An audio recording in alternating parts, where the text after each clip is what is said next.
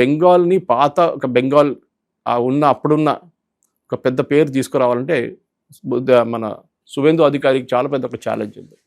ఆయన చేస్తారు కూడా, దానికి ఆయనకు ఒక ఈ కెపాసిటీ ఉంది, ఆయన చేయడానికి పవర్ ఉంది, ఆయన చేయడానికి చేస్తారు, సపోర్ట్ కూడా ఉంది సెంట్రల్ గవర్నమెంట్.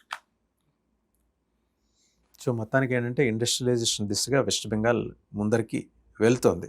డెఫినెట్గా వెళ్తుంది. ఎందుకంటే మీరు నెగటివ్ నుంచి స్టార్ట్ చేస్తున్నారు, మీరు -10 నుంచి స్టార్ట్ చేసి 0కి రావాలి. ఫస్ట్ 0 నుంచి పెరుగుతారు పైకి, ఇది ఛాలెంజ్. ఫస్ట్ -10 నుంచి 0కి రావడమే పెద్ద ఛాలెంజ్ అన్న. ఇంకొక అంశంలోకి వెళ్తే ఇప్పుడు బిఎస్ఎఫ్ మీద తప్పుడు కథనాలు, రాంగ్ నెరేటివ్ బిల్డింగ్ అనేది నడుస్తుంది. ఎందుకంటే మన కళ్ళ ముందు చూస్తుంటే అది ఆ రాసిన కథనం, మనం చూపిస్తున్న విజువల్స్, వాళ్ళు చెప్తున్న నెరేషన్ నిజమే. కానీ వాస్తవంగా ఏంటి, ఆ తీన్బిగా అవతల ఉన్నవాళ్ళు, ఆ 8 గ్రామాల వాళ్ళు మేము హిందువులు, మేము భారతదేశంలో కలపండి వచ్చి అడగటానికి, బిఎస్ఎఫ్ వాళ్ళు AK-47 పెట్టుకుని కూడా వాళ్ళు ఏం చేయట్లేదు, వచ్చిన వాళ్ళు చొరబాటుదారులు అలా వచ్చి కేకలేస్తుంటే బిఎస్ఎఫ్ ఏం చేయకుండా నుంచుంది అని చెప్పేసి తప్పుడు కథనాలు వస్తున్నాయి, చాలా ఎక్కువగా వస్తున్నాయి, చూసే ఉంటారు మీరు.